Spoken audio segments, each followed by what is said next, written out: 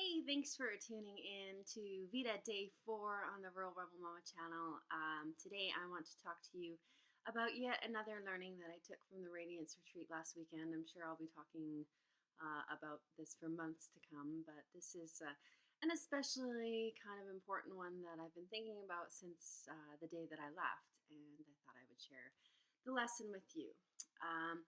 So, as you may know, I got to meet my friend Erin Brown this weekend, and I was really excited to connect with her. And it turned out that our weekend kind of took us away from each other. We had a little bit of technical difficulties in communicating, and it just felt like there was a lot of people at that retreat that I'd never met her before.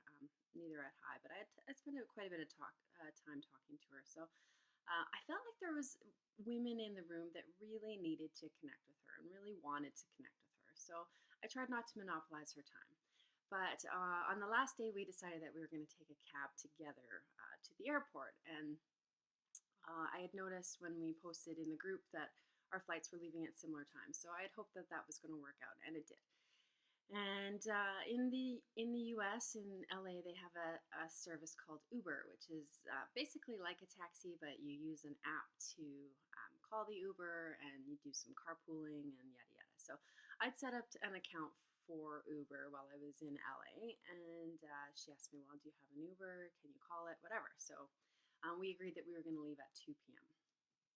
So my personality is I worry quite a bit that I'm not going to get to the places that I need to get, and I kind of stress about things when I might not need to. And this is no different. My flight was leaving at about 4 p.m., so I wanted to leave the hotel at no later than 2 p.m. So 10 to 2 shows up. I let Erin know that she's got 10 minutes to say her goodbyes. I go downstairs, call the Uber, and wait for the cab. At about 10 after 2, there's no sign of the Uber and there's no sign of Erin. And I'm starting to panic. I'm pacing. The app for Uber allows you to, it's got a GPS on the car that's coming to pick you up. So I was tracking the car. It wasn't moving. It was, 10 minutes away, and then it was 12 minutes away, and then it was, 14 minutes away. It was stuck in traffic somewhere. So I was starting to panic. Um, it was day 4. It had been the longest that I'd been away from my kids by myself. So I was anxious to get back to my family. Not anxious to leave California, but the experience was drawing to a close for me, and I wanted to take the next steps that I needed. So I don't know, about quarter after 2, I sent Erin a text message, and I said, "We gotta go, Mama. You gotta get down here." And her being the spirit that she is, she said, "It's all gonna work out." And she came downstairs, and our Uber was still 10 minutes away or 12 minutes away. So I'm starting to panic. And then a couple of the other girls from the retreat showed up to meet their Uber, and it was an SUV. And Erin had already told me, "Look, everything's okay. We just don't know how yet. So just relax." So the other girls show up with the SUV Uber. Long story short, we all get into the cab and we all go to the airport together. And some of the conversations that were had in that taxi were some of the best of the weekend that I got to listen to. And so it turned out Erin was right. Everything was okay. I just didn't know how yet. I made a conscious choice when she told me that. Look, I'm gonna follow that. I'm going to take a deep breath and just relax and trust that things will be fine no matter what happens. So my gate was the last. My airline was the last out of the cab of 8 of us. So I was the last to get dropped off. I sailed through security, sailed to my gate in exactly the right time. I had to stop and get a couple of souvenirs for my kids. So walked into the store, paid for my stuff, got to my gate, boarded my flight. Everything was fine.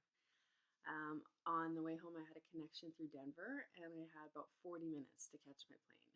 And we ended up getting stuck on the tarmac, which I did update on my Facebook page.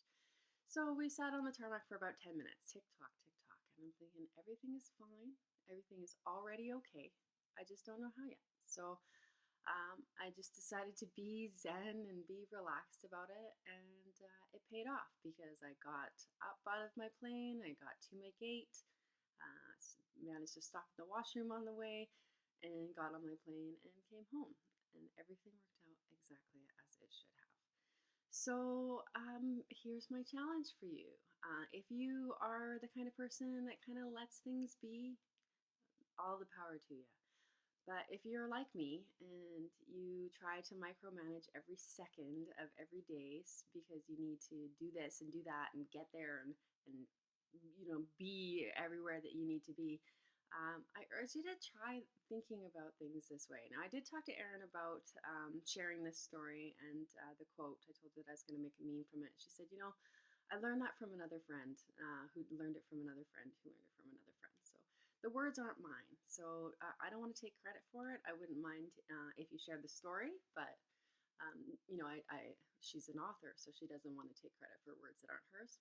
Totally fair. But I urge you, try it. Everything is already okay.